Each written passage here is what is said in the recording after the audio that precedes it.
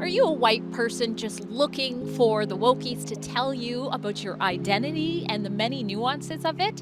Do you need somebody else to let you know when you should have an opinion, or better yet, share that opinion? Well, then you clicked on the right report, because I'm Drea Humphrey with Rebel News, and today we're going inside of the Vancouver Art Gallery to show you the Conceptions of White exhibit that's been up to let white people know that they need to always be reminded that they're the oppressors and to check on their privilege. Let's take a look. The anti-white art inside is scheduled to be taken down February 4th, which is before you'll see this report, but I wanted to make sure you didn't miss it. Grieving that we don't want to lose dominance, we don't want to lose power, we don't want to lose privileges, we don't want to lose benefits that the system of white supremacy has created here in America for white people.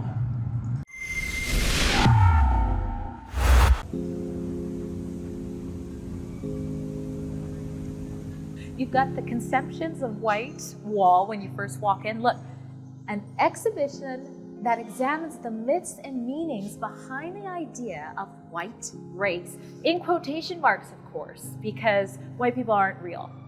A relatively recent invention, you are, that helped shape the modern world. Here's the list of works by artists. Let's throw to one of them, Jeremy Bailey. He's towards the top here. And take a look at some of what he has to say about his passion. Hi, I'm famous new media artist Jeremy Bailey. So excited to be here at the South Bank Center to present new ideas to you, really. And where I often land is by starting in my own context and in the art world and museum context, and making work about how even white supremacy is held up in the museum, or power is held up in those spaces. Okay, so now they've got these iPads up on the wall. Oh, take a look at this. Look. Oh my goodness here. So it's telling white people to stop talking. They're never to share an uninvited opinion again. And then you've got this mute button right on your mouth. This is sick. This is actually really disturbing.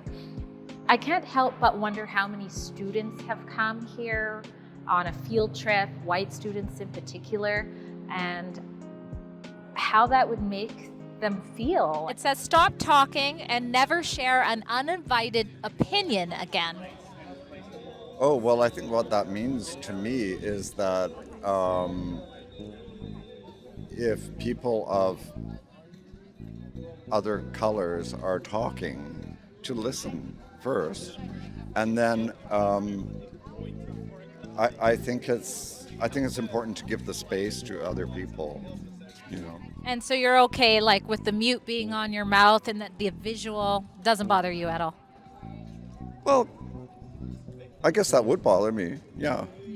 Because if you're not allowed to speak, it's not a good thing. It's like right now you have a mic on me and I'm speaking. Mm-hmm. I was invited to speak, but if I am not heard, what is the point, right? And I think if you have something good to say, it's worth saying. You go up here to check your privilege here, and it's going to tell you to learn. I'm going to learn whether or not I'm special or lucky. Let's take a look here.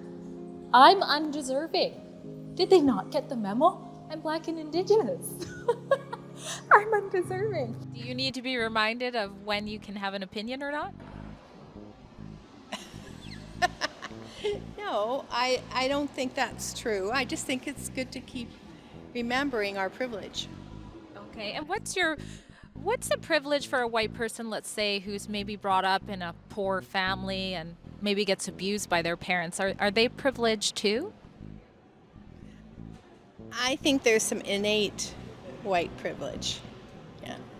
They want you to enjoy discomfort, be more approachable in seconds. And this one here, get curious. Vocalize your ignorance, but look at what it says on my mouth here. Say, I know nothing. That's what they want you to say. You can see the levels of my voice are moving, but they want you conditioned that you know nothing if you're a white person. And just remember, this art display is up here on the taxpayers' dollars. There was funding for this exhibit to be here. And the Vancouver Art Gallery gets funding as well. And look what it says above. When you're the problem, we're the solution. You hear that? You're a problem, white people. Look at this poor white guy over here on the wall. Like, did he know what he was signing up for in this model gig? Tell me, what level of self-hate is being taught right now where this type of thing is considered art? I agree with the checking privilege, and I try not to offer my opinion unless it's invited generally.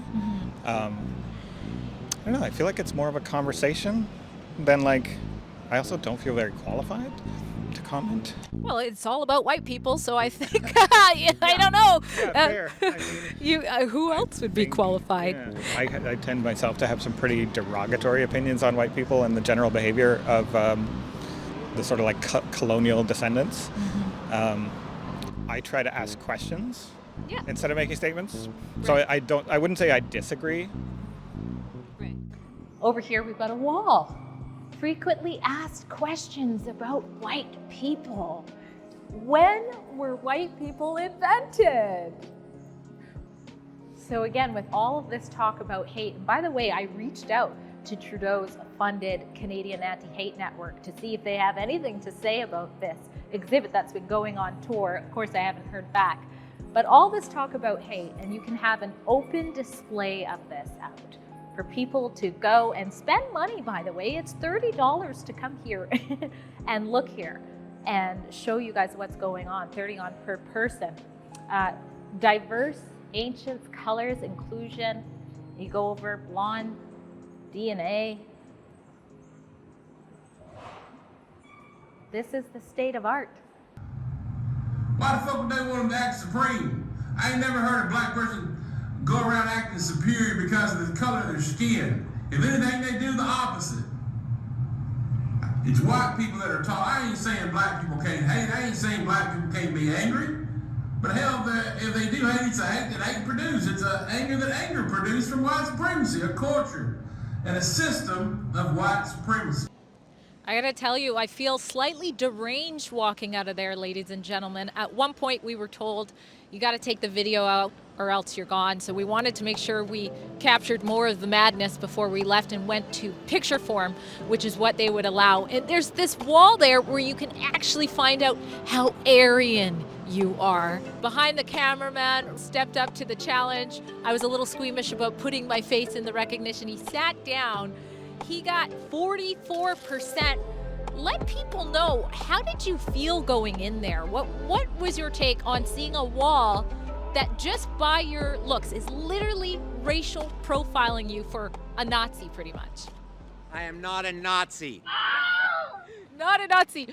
There was other ladies that went in, and one lady I was talking to, she had really mixed emotions about this. She didn't know if it was good or if it was bad. I asked her if she thought it was racist, and she said, I don't think this is the way. I got in the seat. I decided I'll go in, but I'll close my eyes.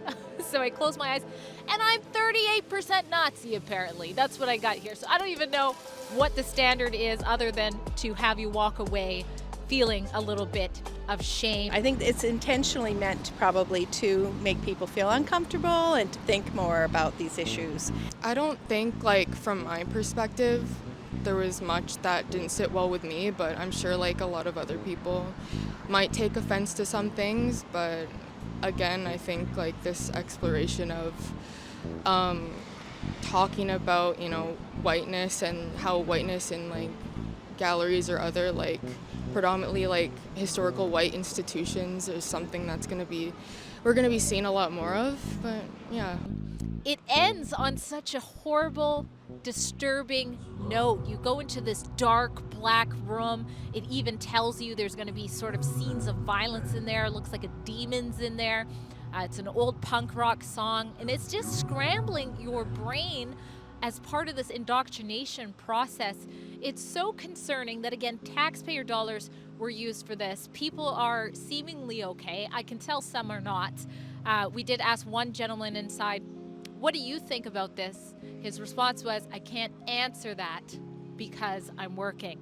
So that's the anti-white art display that is allowed in the Vancouver Art Gallery without any big backlash. You heard it here from Rebel News.